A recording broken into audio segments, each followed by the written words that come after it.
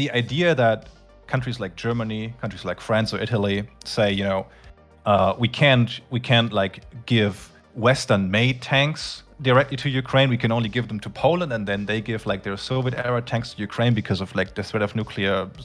I think that's completely arbitrary, and I feel like a lot of countries like to pretend that their hands are more tight than they actually are. I just don't feel like there would even be, and I'm talking about governments here, the commitment or the political will to engage in an escalation like that.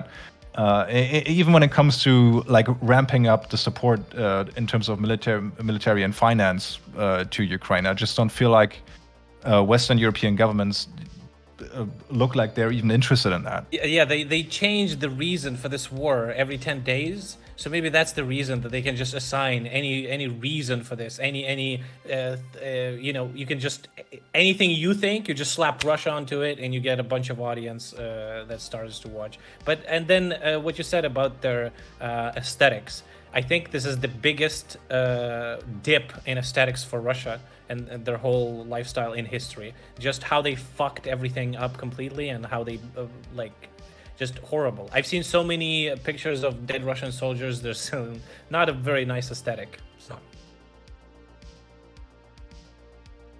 Welcome, everybody, to the Ukraine Report. Thanks again for everybody for taking time out of their day to sit down with us and to discuss topics from all across Ukraine and the rest of the world when it comes to the Russian invasion of Ukraine. Today, we have, of course, me, your very stylish, young, and hip host, DylanBurnsTV. We also have with us Adamsomething, my lovely co-host, and everyone's favorite Hungarian. And we have TopSen, a Ukrainian streamer who's going to be with us today. And as well, we will have DanArrows, who will be here in a bit, but he's currently stuck in traffic, once again showing... What? Yep, he's stuck in traffic. He's stuck in traffic. As a German. Oh, fuck. As a German. He's stuck in traffic as a German. Should have watched my videos. God damn it. Taking away one of the good qualities of German society. One of the few good qualities of German society. We'll have some questions for him when he joins. And DanArrows is here, by the way. Oh, did he just get here? Is he home? Oh, there he is. Look at him. Hey. He's here. I'm so sorry. Hello. Sorry, My guys. long lost half brother. Wow. Just like so. German support for Ukraine, the Germans Exactly. once again are late. He's late. How's it going, folks? Happy to have you, Dan. How you doing, Dan?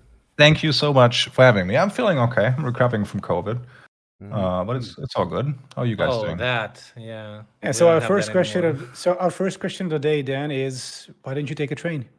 How come it's a traffic jam? How come you guys? Well, I don't live in a big city, so public transport wasn't that much of an option. Then how do you? How dare you have a traffic jam? That was an accident in Something front of doesn't me. add up. But I was quicker than the rest because I was luckily on a motorcycle, so I could bypass some of it, but got stuck in front of a tunnel. Well, I appreciate you coming here, Dan. In fact, I will move on straight over to your nation's story of the day that I'm really interested in, because I haven't seen anybody talking about it. Have you heard about the 2 German soldiers, DanArrows? Yes. So that wanted to blow up the Crimean Bridge? That wanted to blow up the Crimean Bridge. So this is an insane story. I love this story so much, Dan. And it is the story of how 2 German soldiers wanted to blow up the Crimean Bridge. They wanted to basically defect from the army, take supplies from the military, go to Ukraine, and then blow up the Crimean Bridge to destroy or heavily damage Russian logistics in the south of the country. And so not only did these 2 people plan this operation, they actually started stealing the munitions for it. They stole explosives, they stole, I think, like some compasses and other supplies, and they were they were hoarding it until eventually they were caught. The thing that I love about the story the most is actually that their mother was the one who drove them to steal the supplies. Dude's rock. You love to see it, like parents supporting their children's passions. Children, yeah. It's absolutely fantastic. So I guess for here, on one hand, like I think this is hilarious. I mean, it's funny, obviously, on its face. And I appreciate, where the idea was. I like the Is that even true though? Is what even true? What if they got caught and they're like, "Oh, but I mean, we were actually we wanted to blow up the bridge. That's why we were stealing." What if they were just gonna rob a bank and now they're just trying to become martyrs for Ukraine? I've heard they tried to sell those weapons as well. What was that, Adam? Yeah, sorry, I just blanked out I think my connection, but I don't know. It's okay. Discord just, I understand. You're elderly. But yeah, I mean, maybe they were taking the supplies to go. Maybe they were just taking the supplies to go rob a bank, and now they just want to look at like martyrs. They're just painting themselves like heroes when all they were doing was gonna just like defraud the entire like state of like their subsidies for the old or something. But Didn't they try to sell some of the weapons that they stole? Did they try to sell some of the weapons that they stole? I don't think so. No. Okay, I remember just hearing something about that, but maybe I'm wrong. Maybe it's something else. I kind of hope they did, so the story becomes more elaborate and fun. Yeah, but I don't think it would have been a happy ending. Like the Crimean Bridge, the thing about bridges is that like it's really hard to actually drop them. And especially the Crimean Bridge, it's actually two separate bridges next to each other. So like what amount of... both, yeah.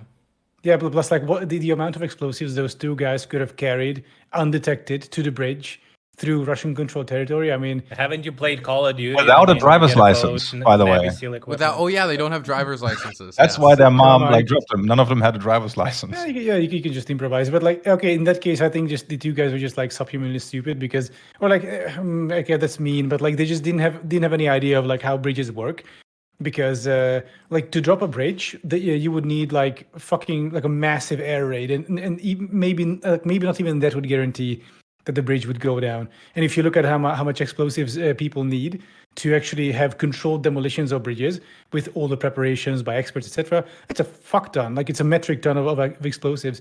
Two idiots without a driver's license in with a backpack full of C4 or something is not going to drop the Kerch bridge. Look, this what's worse that can happen? You know? This is nothing that some elbow grease and German ingenuity wouldn't be able to solve. Well, one of them was a soldier, and the other was a mine diver. So, but you could say, let 1,000 flowers bloom. Just the thing right with after the Crimean C4, bridge and who cares? The thing with the bridge is that the bridge is extremely guarded, and it was built with an idea that it would need to withstand an attack. So it is sturdy. It is built by, I would say, all the standard, even though Russia doesn't really have building standard. I think they all used on that bridge. And it is two bridges as well. So one is for the train with the train tracks, and the other one is for the cars. But it is from what from the reports that I've heard, is that the bridge is guarded by anti-air, by submarines, by ships, by infantry, sure. by tanks. So it's just I don't know.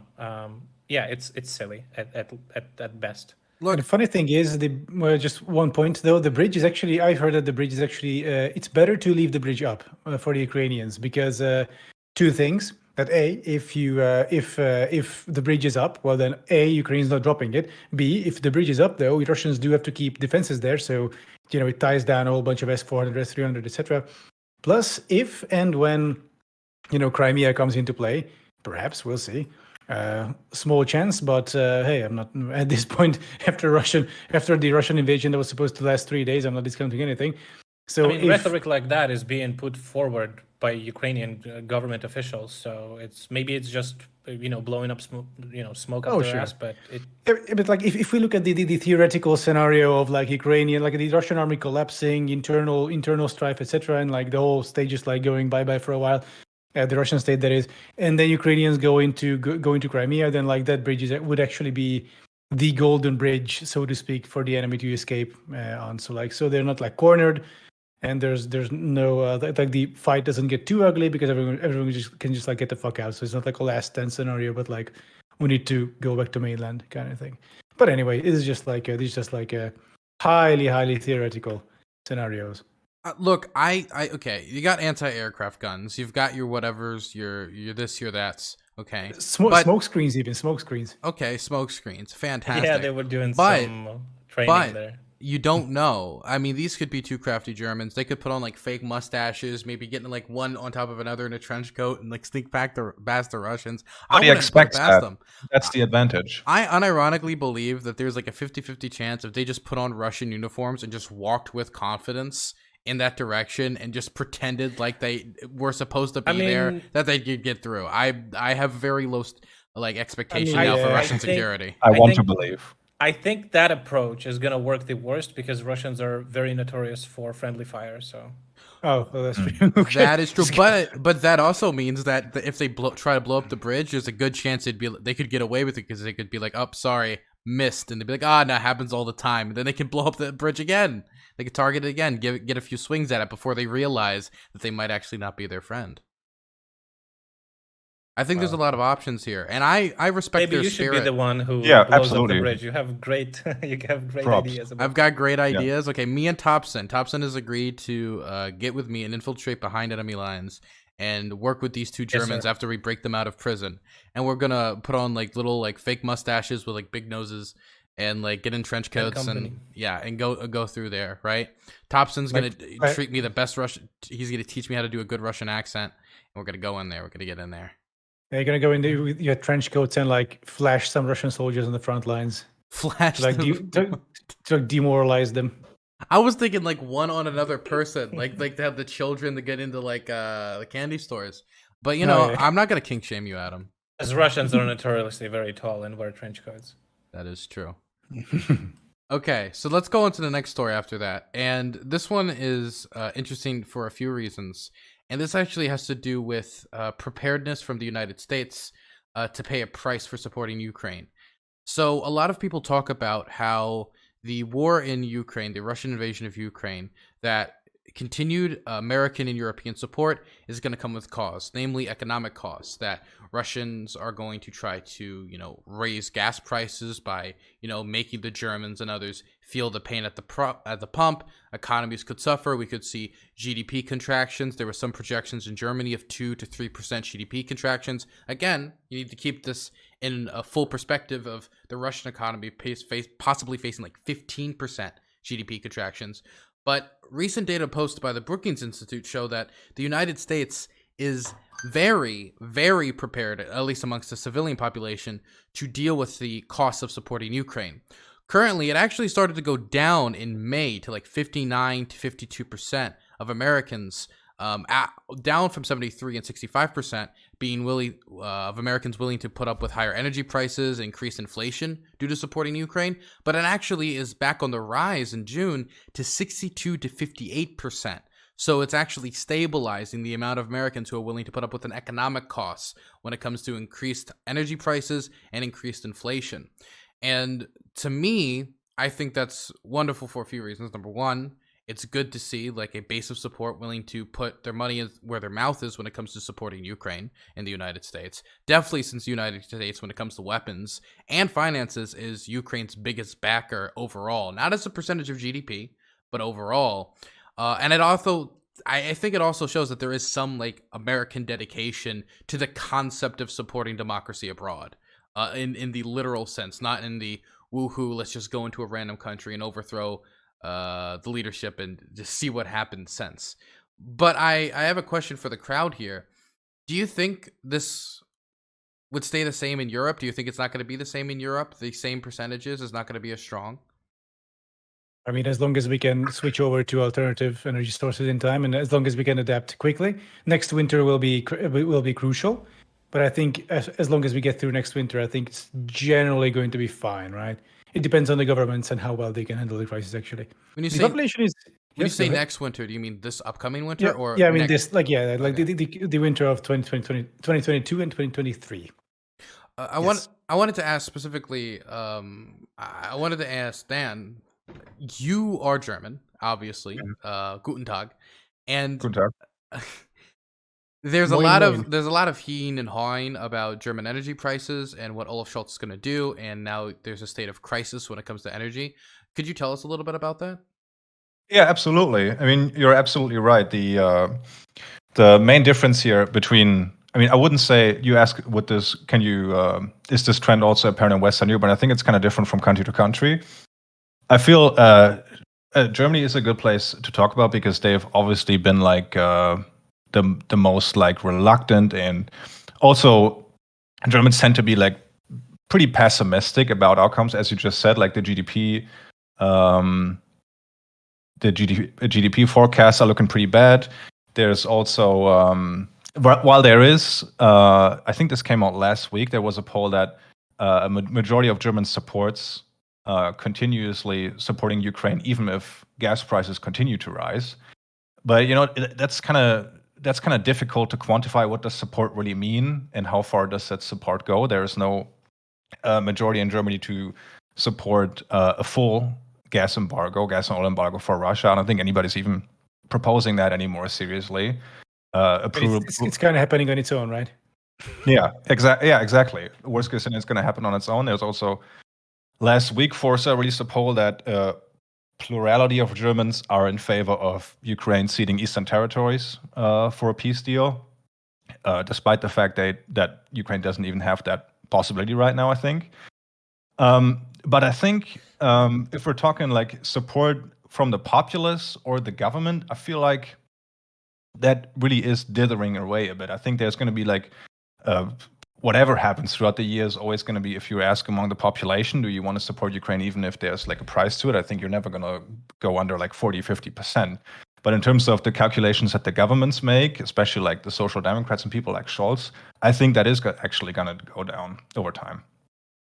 I mean, ultimately, you go on top.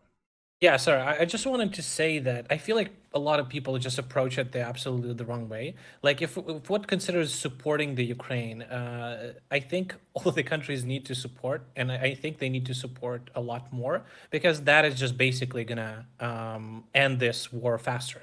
More weapons, more military support is basically gonna mean that Ukraine is gonna win faster. Ukraine is not giving up. Ukraine is not going to sign a peace deal. And the faster this all ends, the faster things are going to go back to normal. And they will go back to normal. Russia is not like, they are doing crazy things, but behind all of that insanity is a shoddy but a plan. So if they lose the war, they'll definitely go back to being the gas station of the world, as they still are. So they didn't go anywhere.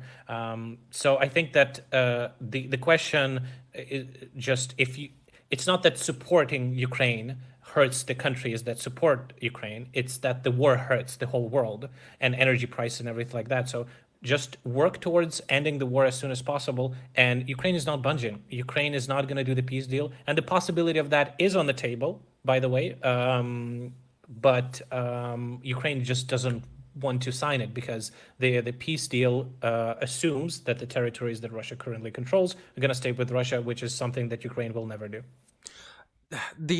I guess, like, for me, the main distinction here isn't really about like, oh, is this going to be the same as in America? Because I don't think it physically can be, because the conditions are different. In the United States, the majority of our energy resources, when it comes to oil, natural gas, any of this, doesn't come from the Russian Federation. We get a very, very small amount of our oil from Russia. Of course, it's become a buzzword now, but America is, quote unquote, energy independent. Now people use that to say that America can basically just like cut off the whole world and not care what happens outside of it, because now we control all of our own oil. But international oil prices still affect American consumers, as we can see from the recent energy crisis internationally affecting how Americans are paying at the pump. But like, well, Biden is working towards that already, isn't he? In the Middle East, signing the deals. And I don't know if he signed any deals, but he did fist bump with the Prince of Saudi Arabia. I don't know how. Well, they said that they're going to increase the oil production from 10 million barrels a day to 13 million. I did not see that. So that will increase the demand, which, yes, that will increase the demand, and that will lower the prices of the oil. Wouldn't that increase the supply, not increase the demand? I'm sorry. Yeah, it will. That's what I meant. Yes. Yeah, I think, but Germany is in a different energy position than the United States. Germany has been, whether or not that's a good thing or bad thing, I would say it's a bad thing. It is heavily reliant on Russian gas. It is heavily reliant on Russian energy resources.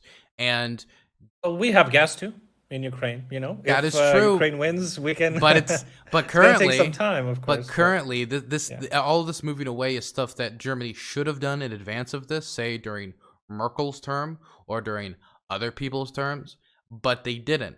And since the German government didn't do that, now they're at where they are now. And this means that they're going to be facing a tough winter when it comes to the price of energy.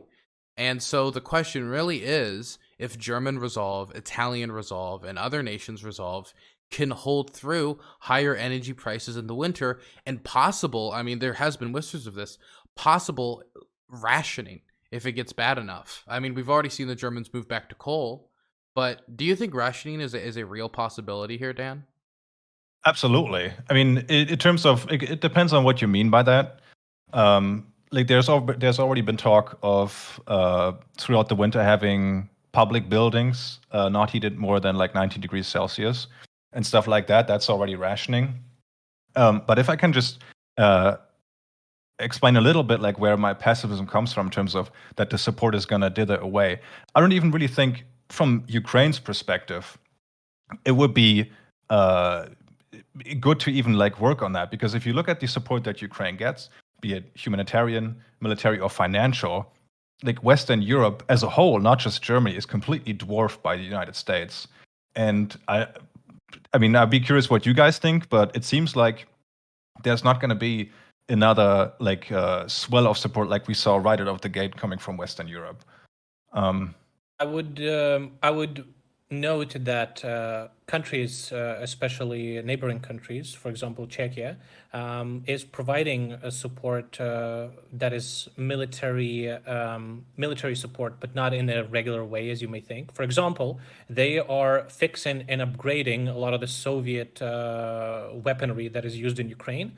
They're doing that and therefore helping Ukraine a lot because they have a huge military industrial complex in their country. They're weapon makers and stuff like that.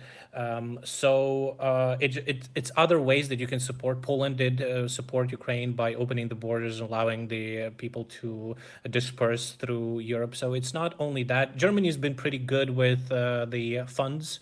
They didn't give everything they promised, but it just, of course, they are being dwarfed by America, but it's also extremely important for Ukrainians to have that. It sounds bad. It's like thoughts and prayers, but neighboring countries supporting them with a much bigger percentage of GDP as America or Canada or other countries. It means a lot. Mm-hmm.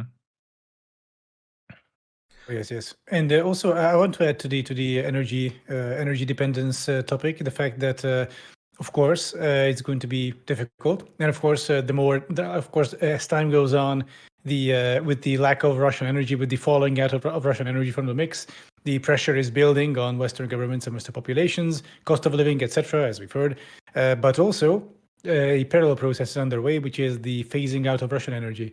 So if these two processes, like depending on which one gets ahead, right? So if the energy catastrophe happens before an adequate phase out of Russian energy, then okay, that's bad. But if we can actually phase out Russian energy ahead of, like, to stave off the crisis up until the point where it's like it won't be a crisis anymore, and then things will get better. Gradually, I think Germany is doing pretty good, right? They're down from 40% to 25%. Yeah, for the record, for the record, then I also live in Germany, so I have sort of closer to home information. Yeah, so far, I mean, I've seen the charts about the current German and actually European gas storages. It's not that bad. Like, it's not an apocalypse scenario, and there are sort of replacements on the way. For example, the Azerbaijani gas supply will double to the EU, so stuff like that. So if we keep ramping up alternative gas sources, then I think it's gonna be fine. Like in Germany, Vonovia, this like huge housing conglomerate, that like huge, like essentially like industrial landlord company, is going to limit like winter heating to like 17 degrees Celsius. So like if we can get by with stuff like that, I think it's going to be largely fine, because I mean, no one wants to be like a ghoul, and no one wants to be like, yeah, just let's just like, sacrifice the Ukrainians because I don't like wearing a sweater in my own home at winter, like during winter. It's like, yeah, okay, no one wants to. No, of course you also not. need to. Go on. Yeah, just wanted to say that you also need to consider a very important thing. Ukraine is gonna be absolutely fucked in winter if we do not squash most of the like if we don't finish the we're probably not gonna finish the war by that time, but maybe we will get it to a smaller enough scale because you know what Russia can do? They can use those rockets that are terrorizing civilian population to just hit the thermal stations, the one that are producing heat, and then it's just absolutely fucked. There's nothing you can do. So it's just no, 70% of Russian missiles have already been expended, like these tactical missiles long range. I mean, so that's, if I can just add one caveat to that before we move on from the gas topic, it's not just about getting gas, because there's also the possibility of, like, let's say things go really bad in the winter in Germany, they can get like a European energy bailout, even though that would be humiliating. That is a possibility, getting gas from other countries in the EU, but it's to a large extent also getting that gas cheap, because that's what undergoes the profitability of German manufacturing to a large extent. And now the spike in energy prices and in gas prices, I think, has now led to Germany not having an export surplus for the first time in 2 decades. And the broader economic implications of not getting gas cheap are actually much larger than just, are we going to be able to heat our homes? I mean, does the gas prices still rise, or do they have the downwards trend? I think they have kind of stabilized right now. I mean, the priority for gas is going to be for actually people's homes, and for people going to be actually what's going to be hit the hardest first are going to be industry, because that's going to be what they're going to be cutting off gas to or rationing gas to first. It's not going to be going to people's homes and saying you have to all turn down. Really, the industry first? It's going to be industry first. Are you sure about that? Yes, the priority is going to be for German citizens' homes. Yes, for the person. Then it must be not critical industry, right? There is some back and forth about that, because according to German law right now, private households would have priority. Yeah. But there are a lot of op-eds and a lot of talk of people who are involved in the economy to maybe change the screws on that a little bit. So either way, it's not just gonna affect people like having to pay higher gas bills for their home, or gonna be just like, hey, we might have to deal with being a little colder this winter. It's also gonna have like larger economic implications for businesses across the German economy, and so that could possibly affect not only the cost of goods that are produced out of the German economy and the cost of manufacturing, but then it's also going to possibly affect how much is being manufactured, and the unemployment possibly. There's so much more that it could affect on a larger scale. The entire Eurozone. And so the entire Eurozone. And this is the thing, right? So it's not just talking about like one aspect of German life that's going to change, or one aspect of any European's life that's going to change because of this. But I think that the groundwork to make this winter not as difficult as this winter is most likely going to be, and hopefully after this winter, then it can be more dealt with until the next winter comes, if it possibly goes on for that long, because who knows how long this conflict is going to go on. I have a solution. But, okay, what's your solution? My solution is the Germans they've been ignoring for a long time is apparently they hate AC units. I've been in Germany in the summer, and it's been absolute hell. And there's nowhere I haven't seen a single AC unit anywhere. But the thing is, the split system.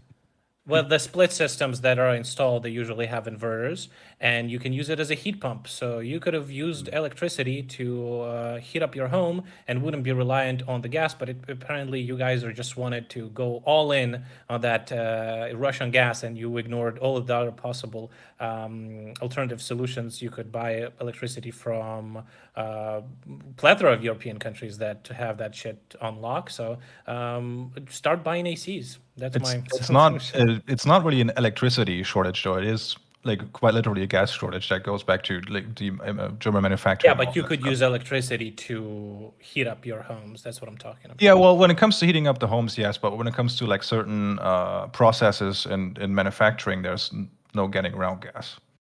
Yeah, isn't there's enough gas for manufacturing, but not both? That's why you're having to choose. Sorry?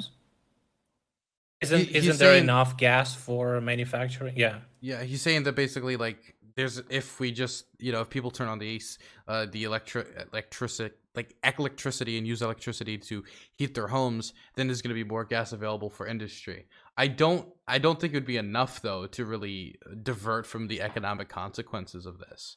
So I don't. Yeah, think and it'd be also enough. I think like maybe Adam, maybe you know this better, but I think it's like 40% of German households heat with the gas.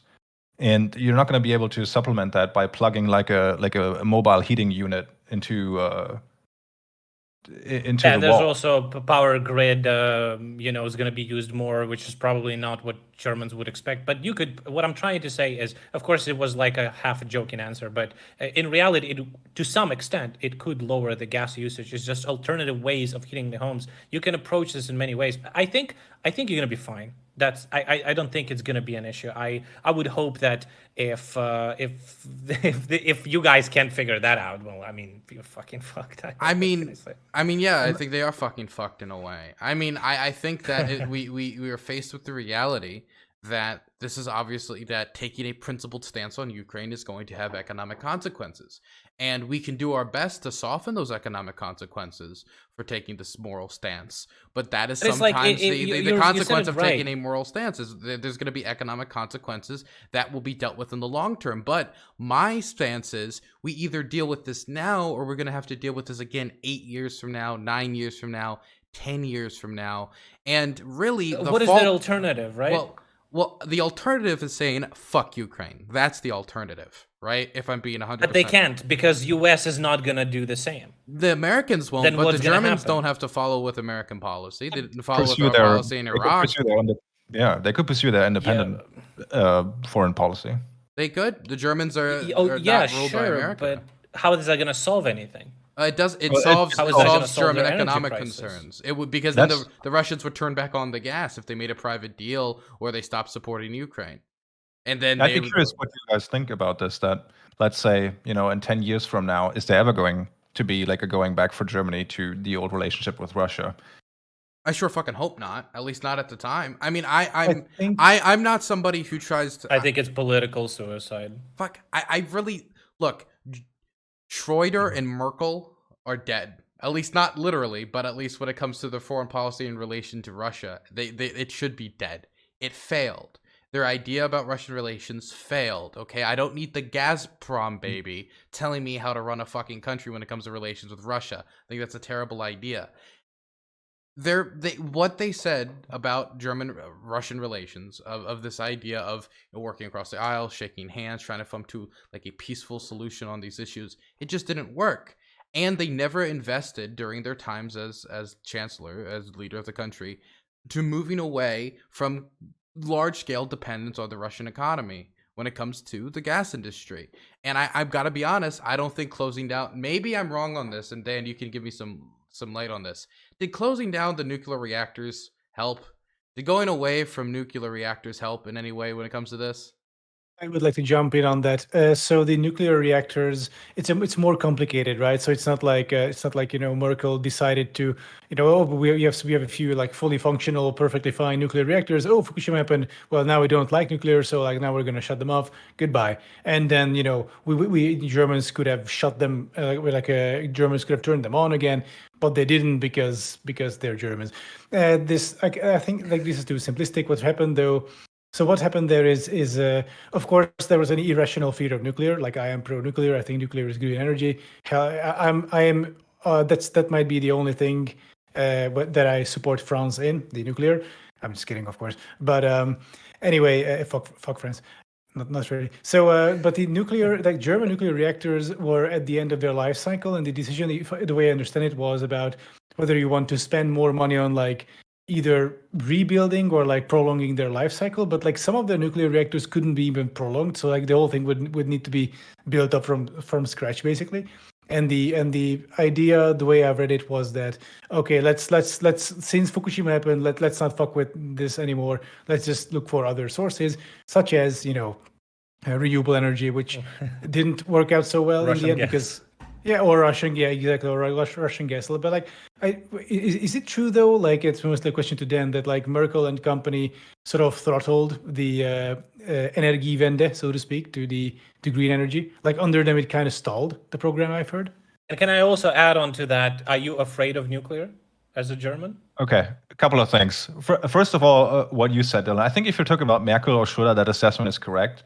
But I don't think the idea of this Wandel durch Handel, like change through trade, and this reaching across the aisle, and the whole idea of the Ostpolitik that goes back to Chancellor Willy Brandt of the Social Democrats, and that partially pulled back the Iron Curtain and allowed peaceful unification of Germany again.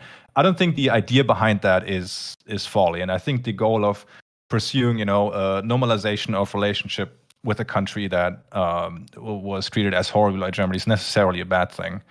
But of course, the policy of Merkel and Schröder and judging Putin as this, kind of bloodless, almost non-ideological cynic that you could basically work with. We're seeing the disastrous consequences of that right now.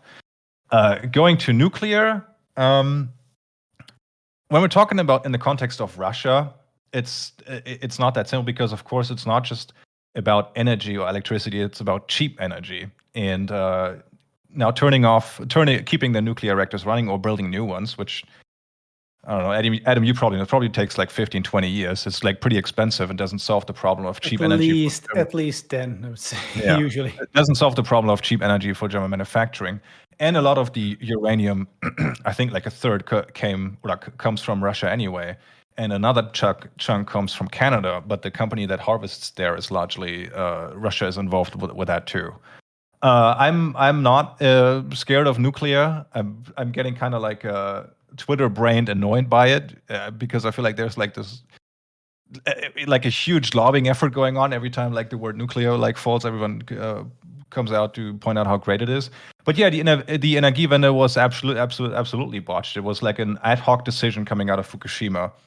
And the long-term planning, they totally messed it up. Yeah, I agree.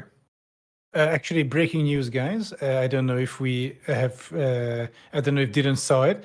This came out 6:11 GMT.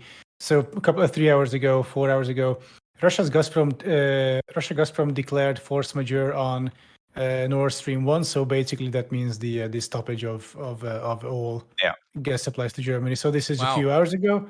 That was to be expected. Yeah. Yep. Well, yeah. I mean, the writing was on the wall, but yeah. So now we got it in writing, what everyone kind of knew. So they stopped 2 days ago with the maintenance, right? And then 3 days ago, I think Gazprom came out and said they don't have the paperwork to get the gas turbine from Canada back. As if paperwork was ever a problem for Russia, right? Exactly. True. Yeah. Wow. Famous for its rule of law. So yeah, they don't. So I wanted. Yeah, so why do you think so? I did want to quickly respond to what Dan said.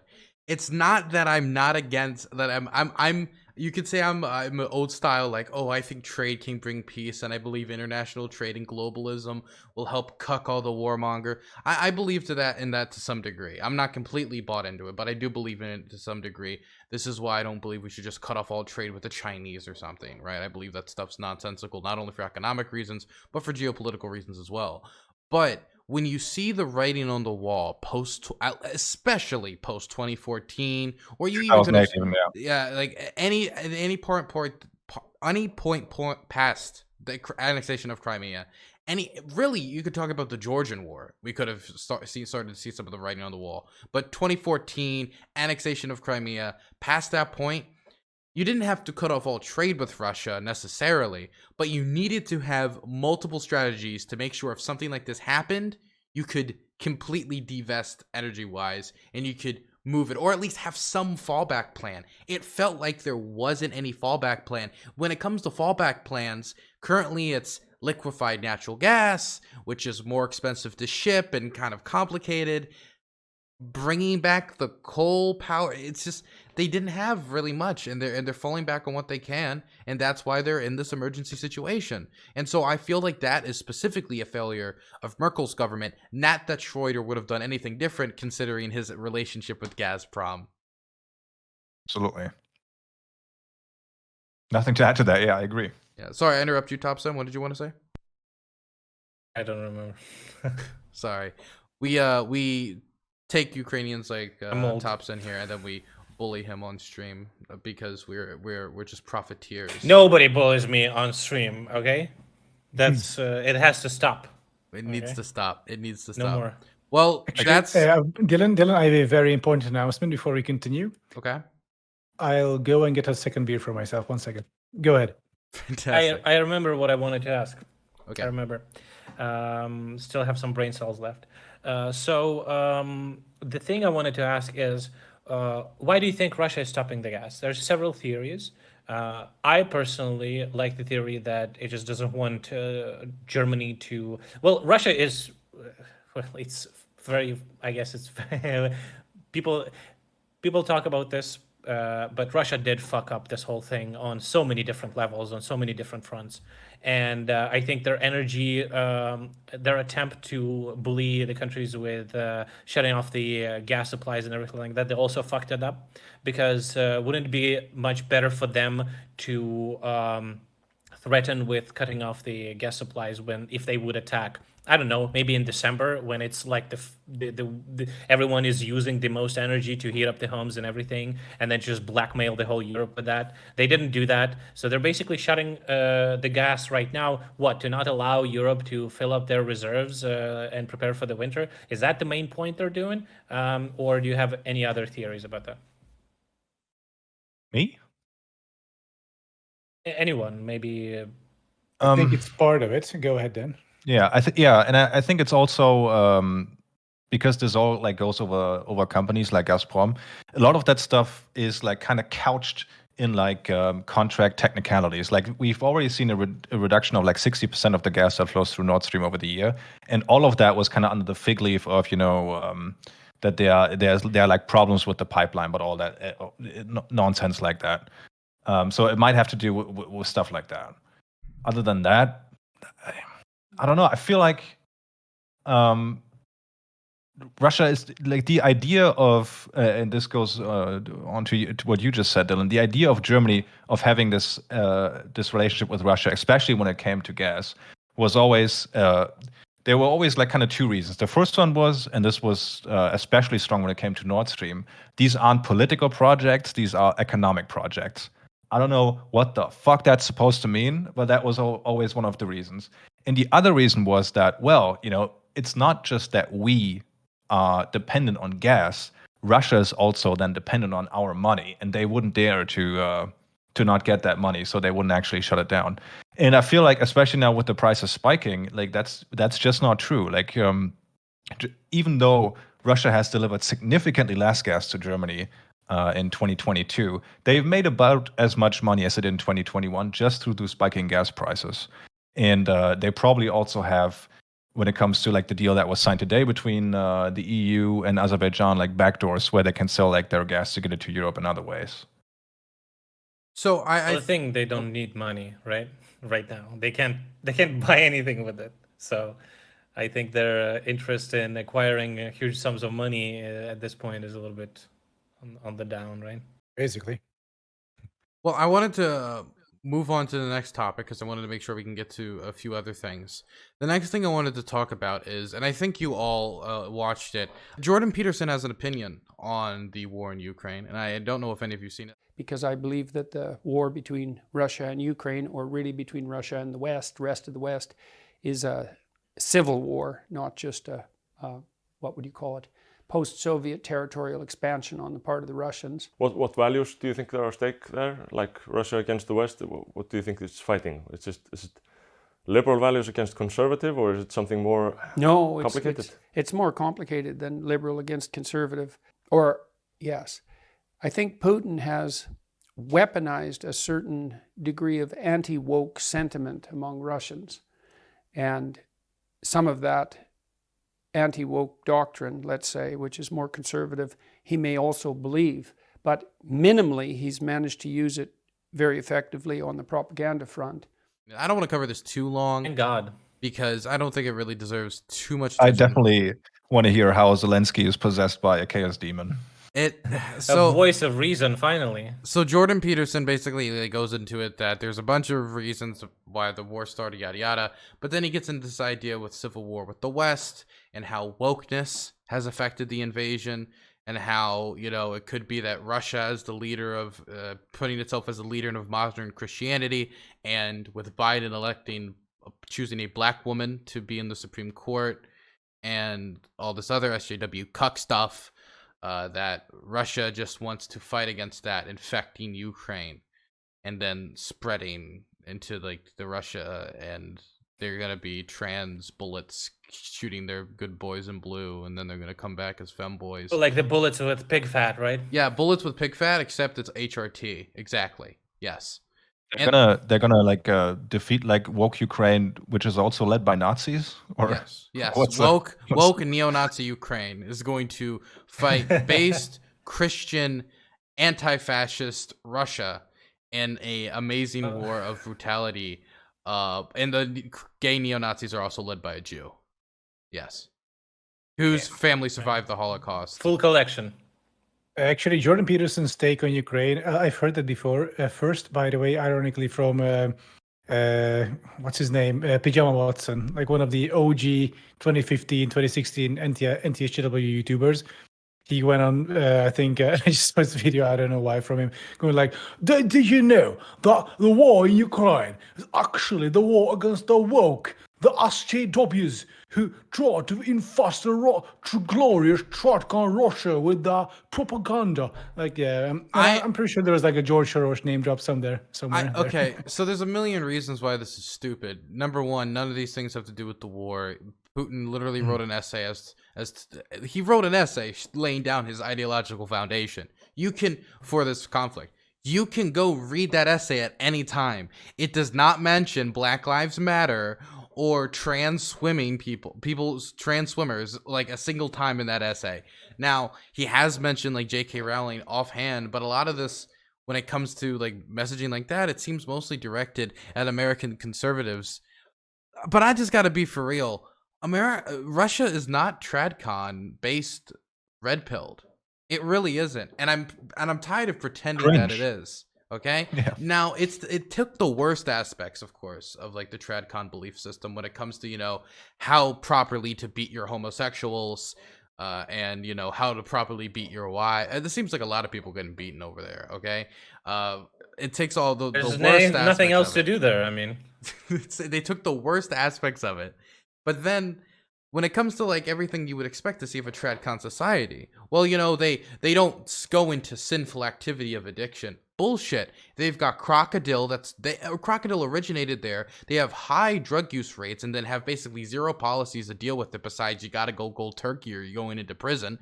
Oh well, they're based Christian red pilled nation. Are they based in Christian? Personally, I don't think it's very Christian to beat your wife. Personally, I don't think it's very Christian to have the level of income inequality that it is in Russia, which is double the rate of the United States. Well, she just turns the other chick. Yep, she just turns the other cheek. The wife just turns the other cheek. But here's the other thing. The only thing that is based in red-pilled about Russia is the aesthetics of it. For example, Orthodox Christianity, obviously since the fall of Soviet Union, the people who identify as Orthodox Christians has gone through the roofs. But the amount of people who actually go to church on a weekly basis in Russia is like 6%. Only like 6% of Russians actually go to church on a weekly basis. That number is 36% in the United States. If they're supposed to be the TradCon based nation, oh my God, America must be literally led by Jesus Christ himself if they're the TradCon based nation. Not to mention, they have one of the highest abortion rates in the world. So again, they're not the TradCon based nation that people try to portray them as. The freedom to do them. Yeah, exactly. Right? So that's not the TradCon based nation. I don't know why Nick Fuentes and all these other losers simp for them. They literally just took the worst parts of being the TradCon based nation and shoved it into the nation. And then like everything else, even Yeah, they changed the reason for this war every 10 days. So maybe that's the reason that they can just assign any reason for this. You can just anything you think, you just slap Russia onto it, and you get a bunch of audience that starts to watch. And then what you said about their aesthetics, I think this is the biggest dip in aesthetics for Russia and their whole lifestyle in history. Just how they fucked everything up completely, and how they just horrible. I've seen so many pictures of dead Russian soldiers. There's not a very nice aesthetic. So one of the biggest casualties of this war, outside of the soldiers and civilians, has been Russian prestige. That is for sure. It just doesn't have the same intimidation factor. When I hear now about like a nuclear threat from Russia, I'm like, oh, again, and then I just move on. But if I would have heard that like a year ago, I would have been like, whoa, wait, what?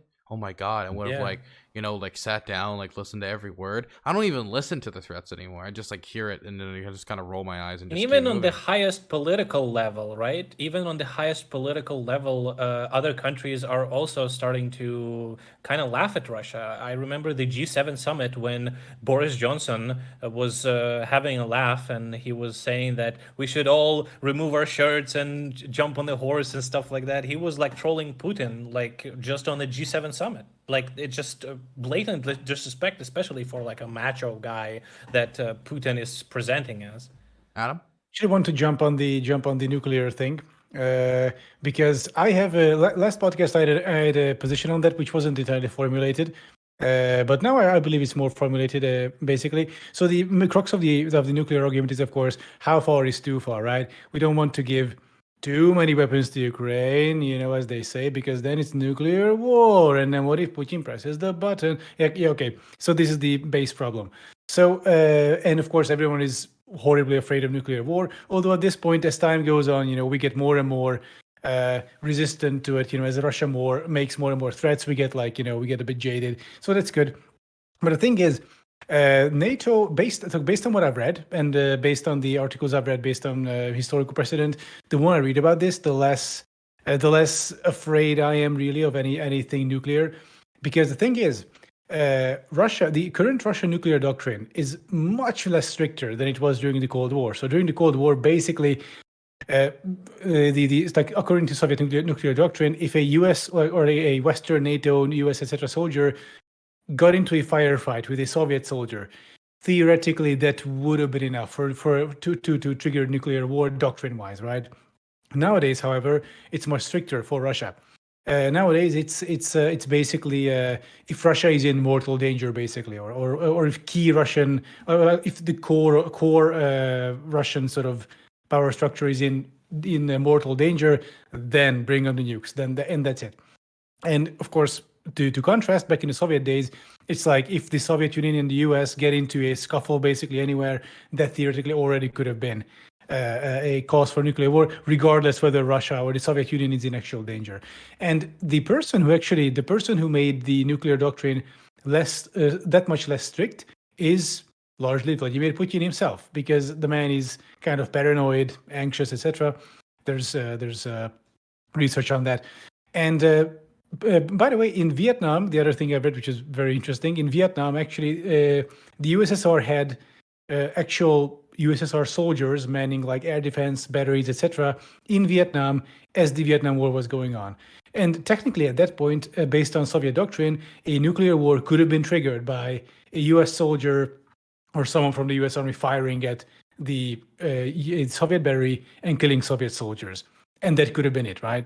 So this is to say the current support that NATO and the West is giving Ukraine is basically it's throttled, or it's held back for no reason, basically. So there are no logical, good, realpolitik or rational reasons for us to give this little, is the point.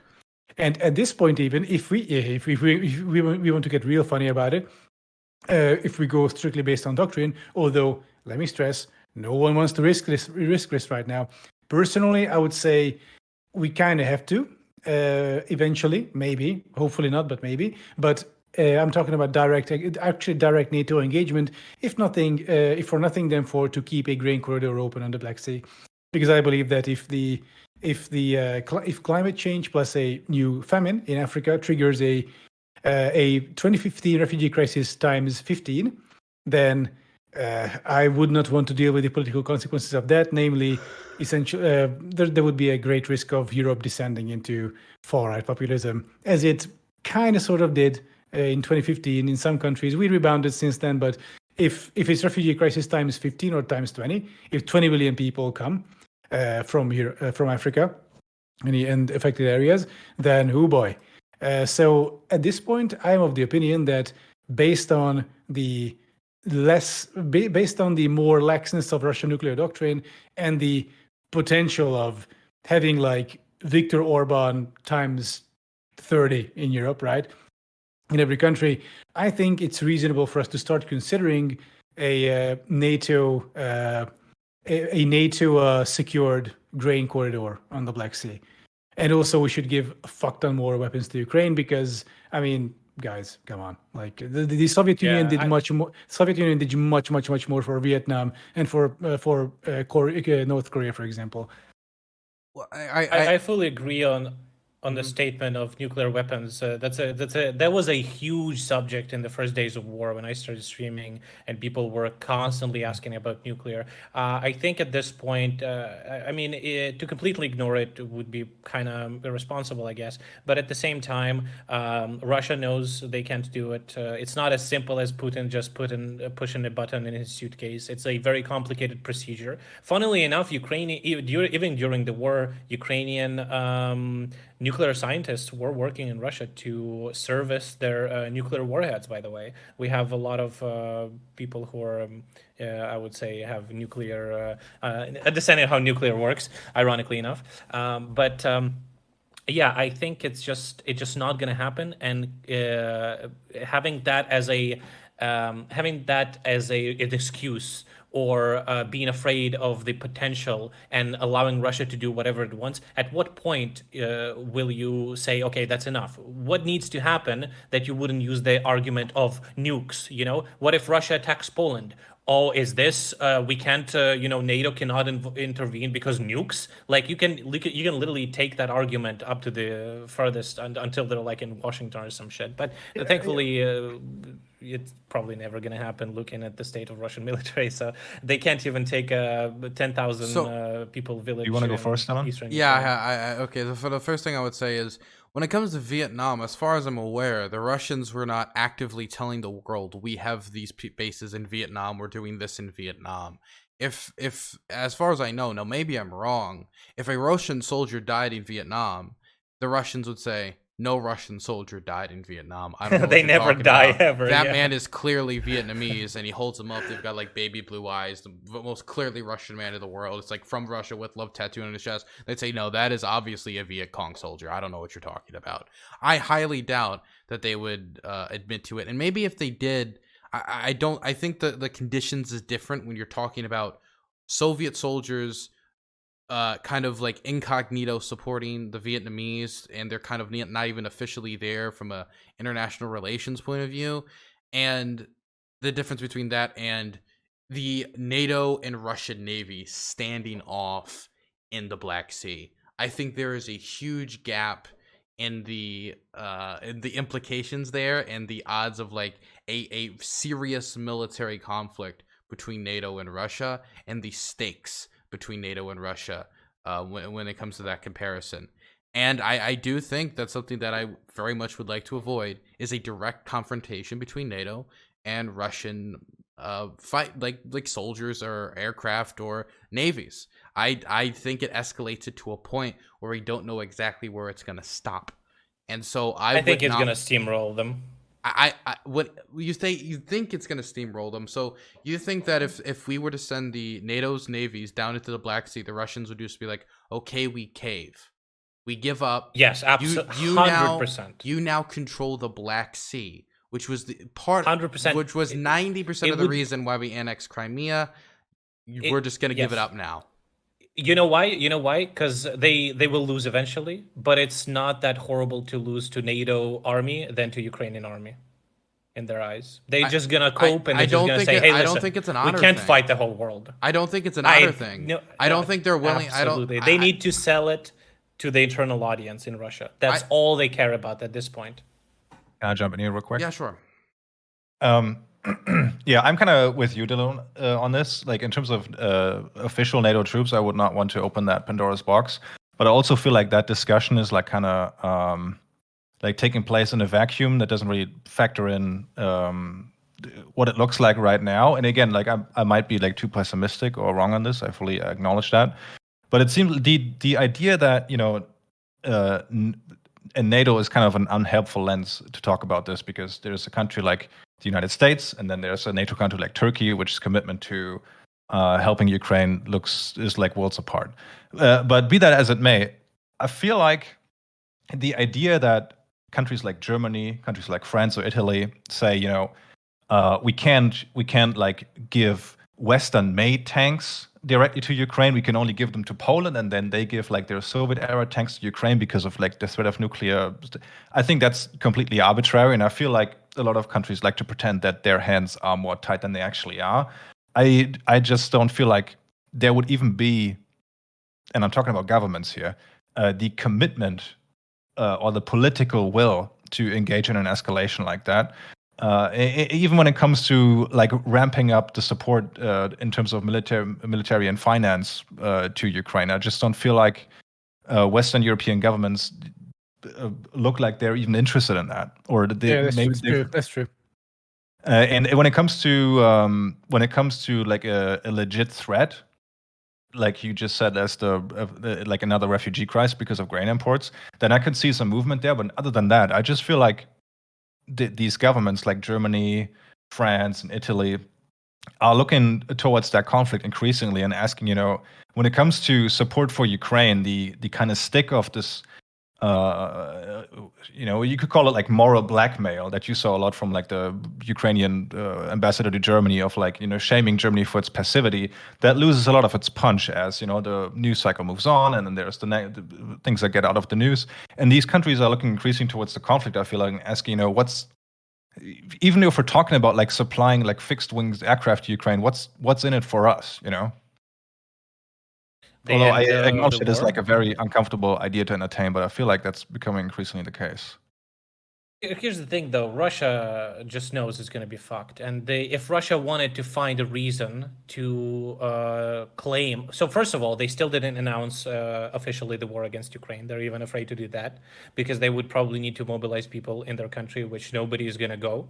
They all know that, of course, because they have extremely low turnout rate, even for the hidden mobilization that they did. And also, if they wanted to find a reason, they would have found a billion reasons by now. There's literally French soldiers, German soldiers, Polish soldiers, European, any kind of soldier you can find fighting on Ukrainian soil right now. It's just they're not doing it officially from NATO and stuff like that. And of course, that's different. But at the same time, you could, if you would be Russia and you would have the capacity and capabilities to fight NATO, you would find the argument almost day one, okay? And they didn't even find the argument to invade Ukraine. They just came up with it. It's Russia. They can do whatever the fuck they want. It's just they clearly understand that they're not capable of doing that. And the grain, I don't think, is going to be a huge issue because it seems like there's some movements about the negotiations between Ukraine, Russia, and Turkey. Yeah, I guess I just really don't want to start the world's most terrifying nuclear crisis since the Cuban Missile Crisis.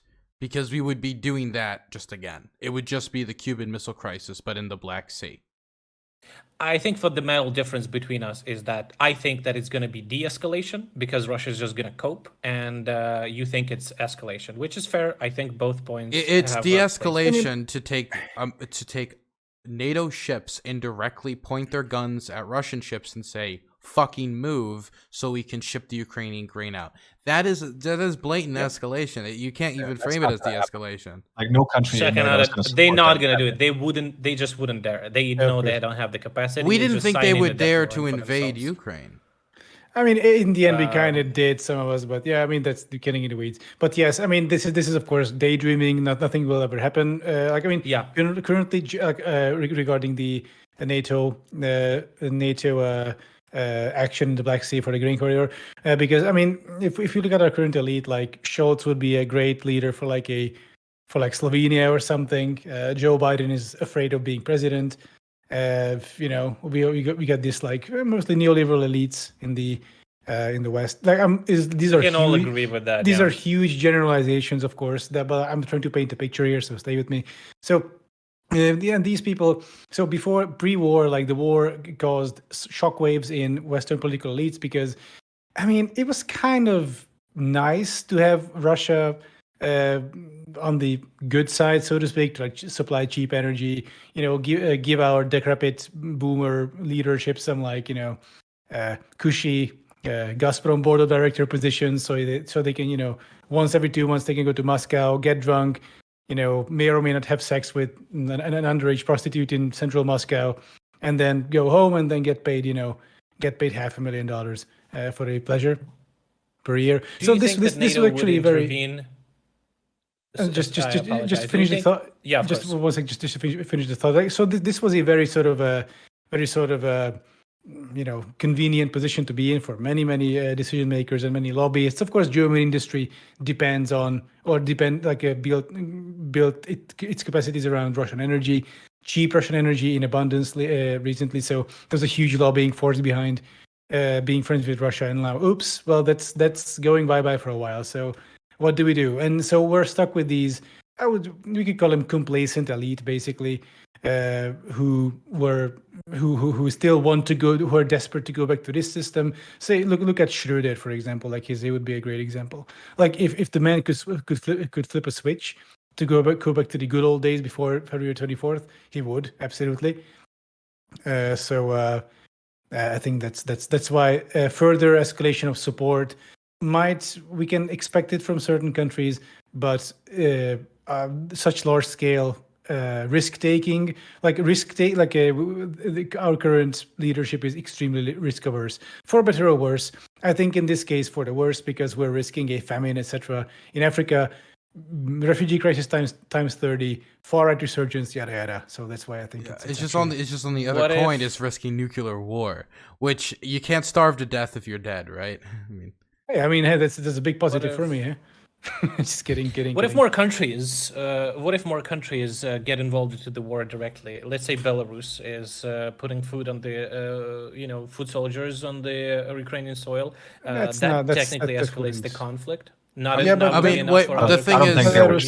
if Poland intervenes? At that point, if Poland intervenes, Poland's a NATO country, so then we're probably going to. Yeah, but they can Poland intervening would be a much bigger country. escalation than like Belarus intervening. I mean, Belarus doesn't even have an army, basically a couple of thousand deployable troops like Ukraine was in 2014, and then that's it. So like that's part of the reason they don't do anything. That would be the end of Lukashenko. We're really derailing, and I think the Belarusian military really doesn't want to invade, and I assume if Belarus did invade, it would also give the West an excuse to send even more weapons to Ukraine, and they probably would, longer range rockets, etc. Which I think we should send longer range rockets anyway. I guess for me, we've gotten way off the original topic, but I guess for me, I think this war is set to go past winter, in my opinion. I don't see it coming to any conclusion in the near future. So it is extremely important for European and American resolve to be survivable above water throughout this winter, no matter how bad it can get. And I think this is one of the situations where we wished European economies did more prep for a situation like this. Sadly, that wasn't the case. And now they have to kind of survive the tide, so to speak. And they should, because this is a moral war to stand up for. And if you don't survive the tides now and you try to kick the can down the road by ceding to Russian demands and dropping support for Ukraine, then you're just going to deal with the situation again 8-9 years down the road. And if we can get through this winter, I think Russia's going to lose, I think, a very large amount of their leverage. I think they will definitely want to see what's going to happen during the winter. I think they will at least see if there's going to be any change, and if there's going to be no change, I think they're just going to bounce out. It's just going to be very interesting how they're going to do it, because it's not going to be a good look for them at all. Like even and I mean, of course, inside of Russia on the internal political arena. If the conditions stay like they currently are, with the amount of support that Europe is giving and America is giving Ukraine, if they get through winter, there's not really a lot of cards Russia has left on the table to play, if any at all, outside of full mobilization, which still doesn't even solve all their problems. And that's assuming that Putin's able to take the political risk of full mobilization, which we don't necessarily know. Now we've got other things we got to cover, Adam. So what is it?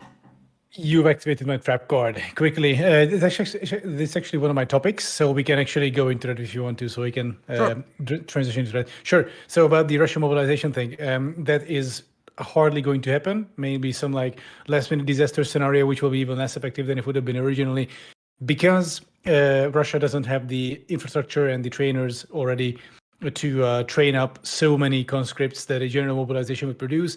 And basically at this point, and I mean, not that many people want to go to war in Russia, right? So that would be the other problem. Currently, there are advertisements in the more affluent Russian cities, regions like in Nizhny Novgorod, for example, for contract soldiers. And if you have to advertise in those places, not in the poor bumpkin areas like Buryatia and other countries like places like that, then generally you get a big problem with manpower. And so the only way to solve this would be, of course, general mobilization, not the shadow mobilization going on right now, with, I believe, the age of service raised up to like 65 or something. Currently, I think that's the highest number. Yeah. So if they do declare general mobilization, who's going to train those soldiers? Where are they going to train them? What weapons will they get? So I think at this point, this is why it's so important to win this whole thing. After winter, like next spring, basically should give us a better conclusion or like a better result, more determined result, because by then the Russian army will just peter out, and this is why Putin is not to really get into my topic. This is why Putin really wants to win this thing during winter, to force a so-called bad peace on Ukraine, which would result perhaps in something like a Korean scenario, like a huge DMZ, like a demilitarized zone, and swaths of Ukraine under Russian occupation, and kind of like Transnistria on like steroids. So, and that's how we're going to be for the next couple years until Russia sort of collects enough strength for the next offensive, right? Because if we don't sort of shut this down now, like this is going to keep coming back up, as many of you have said. That's what they did, right? That's what they did exactly. They did that in 2014. They stopped. 2014, 2022. Peace deal, keep the territories, grow up more power, continue, and it will continue doing that. And to cite the Ukrainian military advisor for the presidential office, Alexei Arestovich, who's a great guy, has a lot of cool, interesting ideas, and of course, privileged information about all of this. He said something that I very agree about the mobilization in Russia. It's definitely going to be turmoil in the country, which Russia cannot afford. And the biggest thing, modern warfare is not foot soldiers. It's not infantry. It's equipment, it's rockets, it's heavy weaponry. Just mobilizing people into your army is not going to solve all your questions, especially when Ukraine is using HIMARS to destroy the supply chains and the equipment and ammunition and everything that is absolutely necessary to keep that army supplied and combat capable. As much as it is not like the modern foot soldier, manpower is one of the biggest issues that the Russian military has been facing. And while I do agree that like their recruitment efforts haven't been great, if they're quite literally saying you're conscripted, that isn't a situation where they're negotiating with a citizen on like, hey, what's the best deal we can give you to get you in the army? It's you are now in the army, right? So I don't think that would be the issue. The question past that point would be, what's the level of training these people are going to get? What's the morale of somebody who's now been told, against their will possibly, that they are going to now go to Ukraine to fight? What exactly what equipment are they going to be put up with? Who else are they going to be put under the command under? Is it going to be the 20th general who has been killed, and so now they're at Mr. fucking doesn't know a thing about Ukraine, doesn't know a thing about command? How much supplies are they going to get? Are their logistics going to be in order? I've heard they're conscripting people and making them officers in some cases right away. Could be. Yes, I've heard about that. I do want to talk about recruitment though for a second, because since we're not at full mobilization, I wanted to talk about Russian recruitment efforts right now.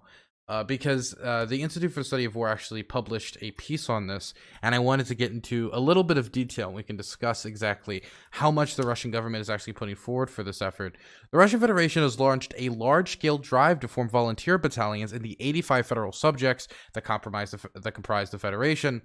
Recruiting for some volunteer battalions began in June, but have intensified, with new volunteer units being reported daily. The battalions apparently will consist of roughly 400 men, each aged between 18 and 60. They will belong to various branches of service, including motorized rifle, tank, naval infantry, but also signals and logistics.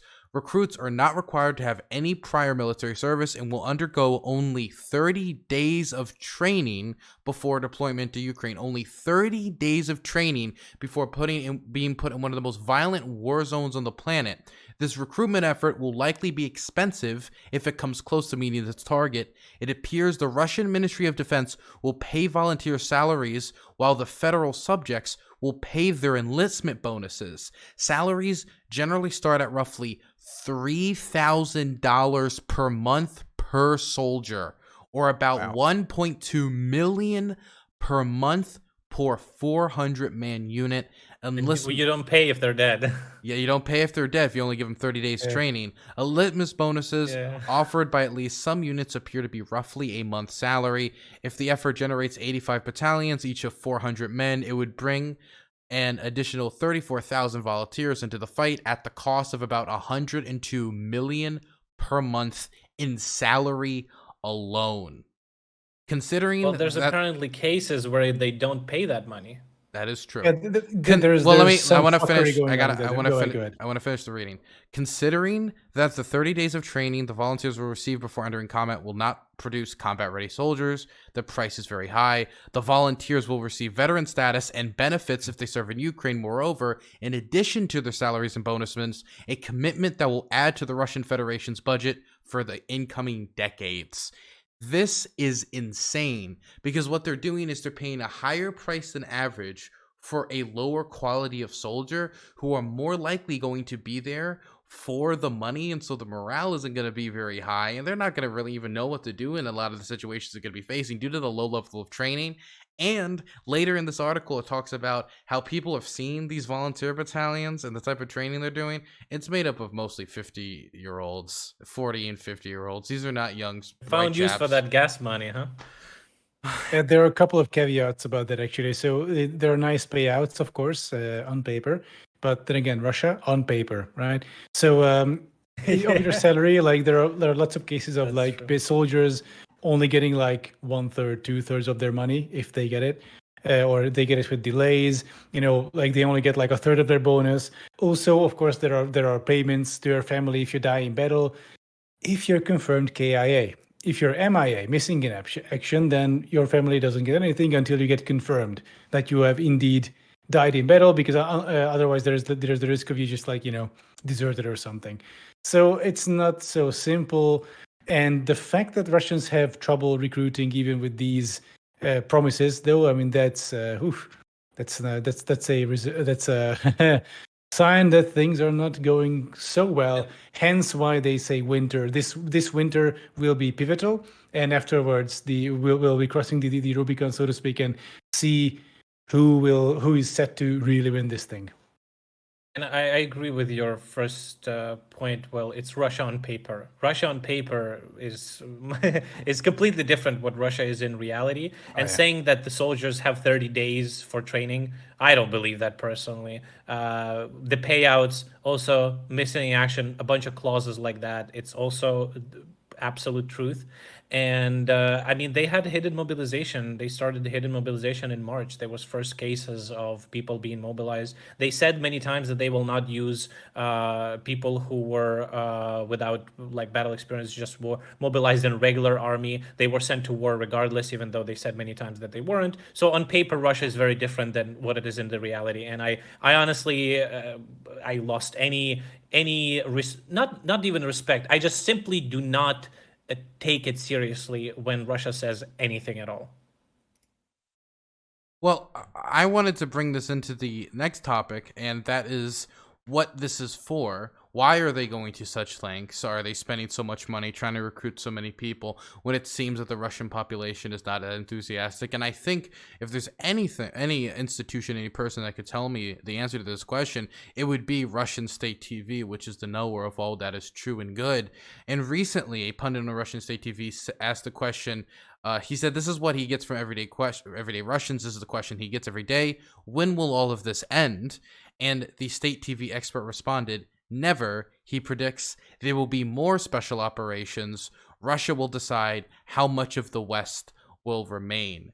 This feels like a preparation for an almost forever war or a forever special military operation, if we want to be politically correct.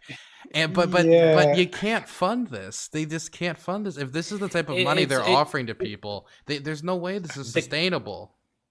Yeah, can I take this real quick? Just real quick. Okay. So the Russian state media, if you see those idiots in that like nicely done studio with the screen in the floor and whatever, like that's where they film this shit usually.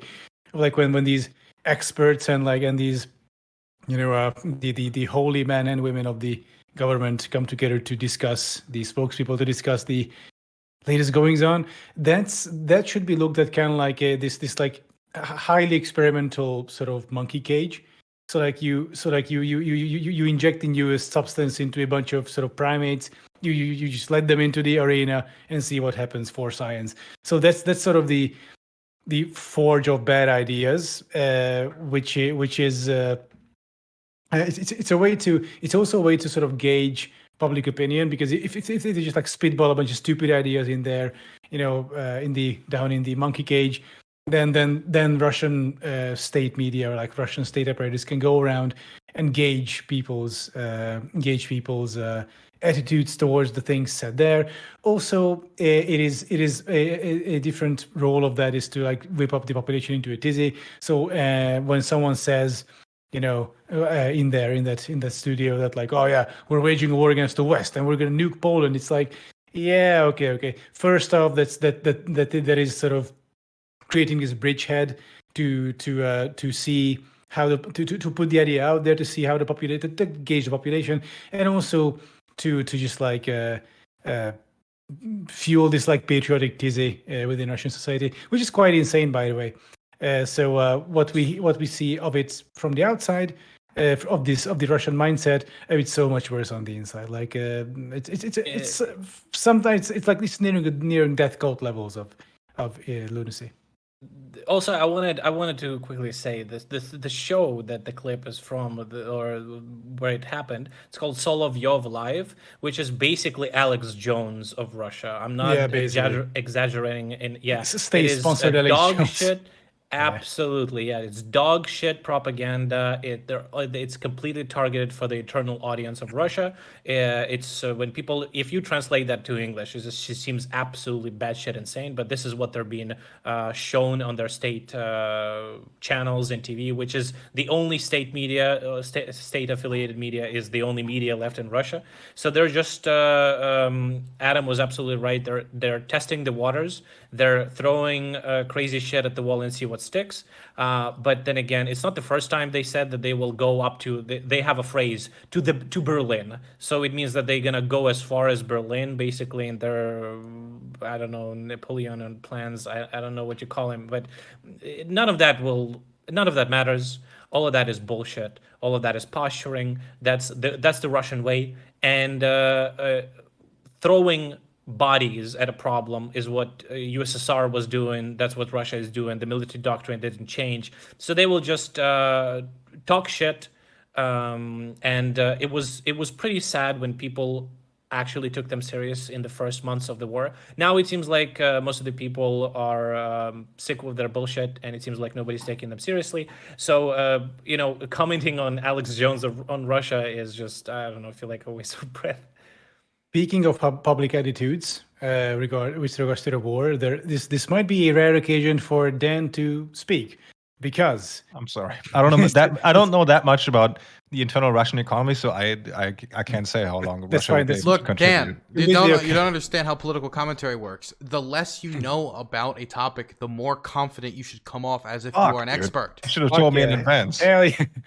Yeah, so because here we have a poll from Germany, actually, regarding the war, which is very interesting. I think we can comment on that. And the question was, it's from ZDF. The question is, die Ukraine trotz hoher Energiepreise bei uns weiterhin unterstützen? Fragezeichen. Which is, Ukraine should be supported despite higher energy prices. and they got the percentages of each party, of the voter base of each party, to say yes or no. So should we support Ukraine even despite higher energy prices? And the results are thus: SPD 83% yes, CDU-CSU 76% yes, Grüne 95% yes, hell yeah, based. FDP 69% yes, which is good, I guess. AfD 14% yes. So 14% of AfD voters would support supporting Ukraine despite energy prices. I mean, makes sense, isolationist boomers. And 45% of Die Linke. So it's higher. Die Linke, really? Yes, higher than expected. So I'm actually happy. So about it that. seems like the only people who don't want to support Ukraine are the German far right, really, and half of the German, I would say, aren't the we East Nazis? German Why would remnants. they want to? I don't know what else to call them. In total, 70% of German party supporters would like to support Ukraine, and 22% wouldn't, in spite of or in the face of rising energy prices. Wow, that's much higher than I actually expected. Yeah, 70-22. That's very good. Yeah, I mean that's. I think I brought this poll up in the beginning, but it kind of masks a more complicated picture of German politics, because support. What does that necessarily mean? Is it the way we support Israel, or is it making concrete sacrifices? In that poll kind of shows that it seems like support for Ukraine is only really not there on the far left or the far right, like the AfD or Die Linke, which kind of represent far right and far left in German electoral politics.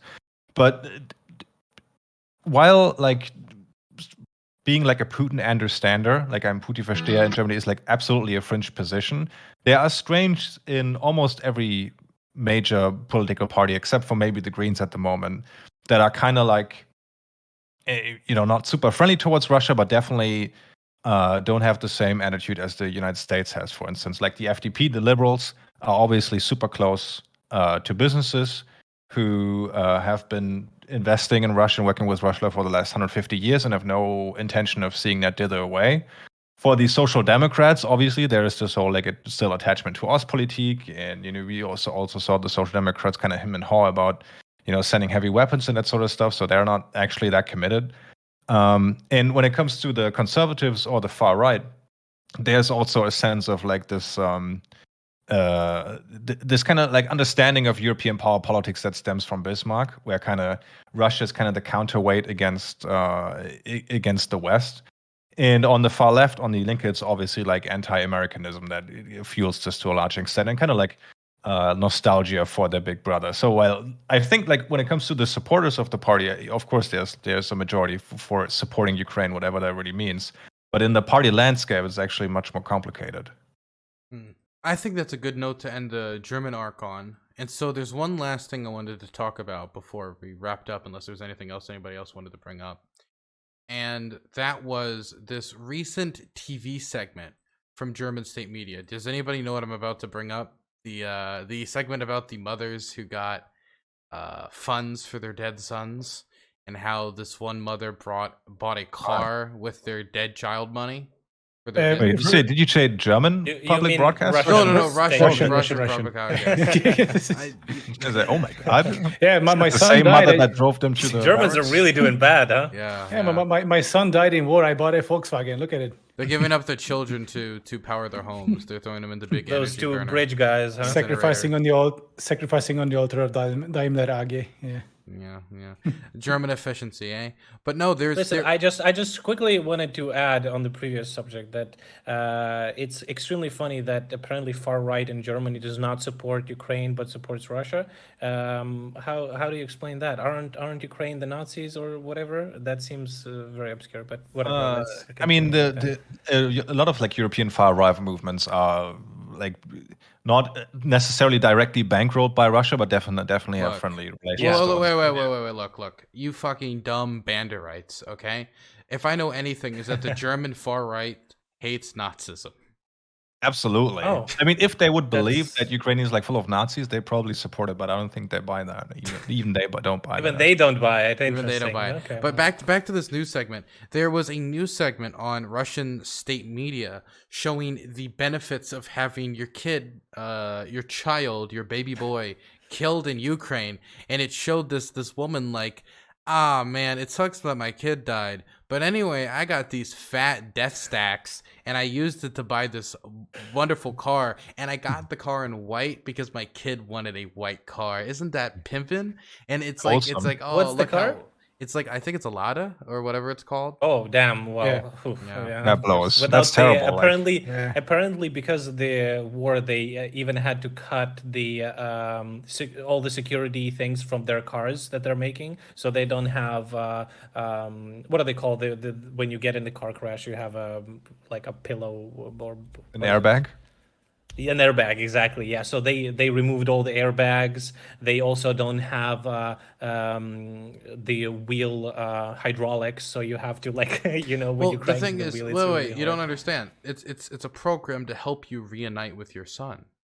That's why they're giving you those Yeah, of cars course. without. Get even more cars. That's a Because it doesn't have an smart business airbag. model, huh? When you Yeah, get that's why it doesn't have an decapitated. airbag. They want to reintroduce you to your children. Exactly. Inside the car, the GPS like talks with his voice. Oh, Imagine Courtesy of the Russian sacrificing, government. like, the flesh, your flesh, sacrificing that to that conflict, and you get a fucking Lada. Buy Lada, join your Hey, son. I mean, hey, but by the way, it's completely logical from a Soviet perspective. It takes 9 months to make a son. It takes 15 years to get a car. If that, yeah. that is true. Yeah. That is true. But doesn't it take 18 years to raise the kid? Whatever. Well, raising kids in Russia, what are we talking about? Yeah, I mean, Oh, come on. Oh, below the belt. You just hit you hit a child for 18 years, and that's how you make a Russian. I mean, The words spoken by about our friend here, TopSen, are not those necessarily of DylanBurnsTV Incorporated. I just want to make sure that all of my sponsors know that. All words are my own. I'm willing to sign off on that. Fantastic. 100%. Well, I guess for me, it's extremely dystopian, obviously, but I don't know how many people can really be bought off with a car for their dead kid. I mean, I assume a few people can, but I don't know how many people would like to trade their child for a Lada for how long. And eventually, they're not going to be trading their child for a Lada as the war gets more expensive. They're going to be trading their child for like a loaf of bread, and it's just going to get less and less. Car and is less. not that bad. It already happened. It wasn't bread, but it was 10,000 They got rubles, it early. I think. They got it early. also, like, They- let's not forget that, like, it's Russian TV. It's completely staged. The parents may or may not be just like they might either be complete fanatics who believe that like They didn't even get the car. really easy. Just like car back. wheeled in a car from Just Moscow. took a Yeah, okay. picture, it's like, yeah. Just let's like take a couple of minutes of footage. Yeah, there we go. Give it back. Yeah, sorry about your son. Well, fuck you. Goodbye. No, but Yeah, like, his mission, his MIA. Okay, yeah. Oh my god. never confirmed. No, but like imagine. it's no, I don't think that happened. I think they actually got a car, but like based on like if you're sort of like connected to like if you're plugged into like Soviet like Russian style propaganda outlets, it's like usually like the parents are devastated, obviously, but like they may or may not believe what they say. They say what they are told to say, otherwise, like a crew rolls down, their son just died, and they may or may not believe that their son died in vain or not. According to the footage, they don't. They say like even his great grandpa died fighting Nazis, and now his great grandpa as well. Now he died as well. Okay, cool. But we don't know if they actually believe that. A film crew rolls up and like, hey, here's 50K. Here, like, Yeah, rubles. they're So always saying that they're proud that he's a hero, whatever, and people should go to war and stuff like that. It's always I mean, the same. the other thing is like if they didn't say that, they wouldn't have been aired. But like I suspect, Yeah, of course, I mean they're old. If they only watch TV, then sure they believe it. Lots of people in Russia believe that shit, but we cannot know for certain. But I think the Russian state media in that case really sort of over exaggerated their joy of having a car and sort of played down their sorrow of like, yeah, my son just died, so I wish there was a way to get some reliable polling out of Russia. I would love to see how that sort of propaganda lands with the population. Yeah, I think Levada Center has some good ones. I don't know if they're allowed to operate at this point completely though. So, but I would look there first if you're looking for polling data. Levada Center. Okay. There's a pretty interesting channel. It's called 1420. They're just like asking people on the streets and stuff like that about what they think. Of course, that could be also biased in a sense, but it gives you a very clear understanding that younger people heavily skew against all the propaganda. And what was interesting, by the way, is that when the war started, and I've seen the videos from this channel, they couldn't even say the word war. It was bleeped, it was blurred. And now there's people, without blurring their faces or anything like that, saying that they're sick of Putin, and they hope they got a lot more, less afraid, I was so to say. So I don't know how his landscape is changing there, but yeah, absolutely. Like I've seen a lot of stuff where people get 10,000 rubles for their dead son from like some volunteers or something, or like I've seen a picture, their kid died and they received 10 packets of Lay's. It was just, it's truly dystopian, but so is living in Russia. So, well, I think with that, we can head towards wrapping up. I'd like to thank everybody for coming on today. I really appreciate it. We had one really all over the place today, but I like that. That means we got to cover a lot of topics. I want to make sure everybody has a chance to shout themselves out. I'm DylanBurnsTV. You can find me at DylanBurnsTV. You can also find me in wherever weapon smugglers hang out. We're going to throw it over to TopSen first to shout himself out. Twitch.tv/TopSen, TOPSEN. I stream every day, which is a bad life choice, but for your enjoyment, check me out, and yeah, it's fun. Promise. Okay. Adam? Yeah, so I'm Adam, you know. Okay, and then I'm going to throw it over to Dan. No, I don't know if I can top that. Yeah, I'm DanArrows. I have a podcast called The Iron Dice, where I talk about history and politics and how we can use one to understand the other. And give it a listen everywhere podcasts can be found. Awesome. Thank you all for coming on. I really appreciate it.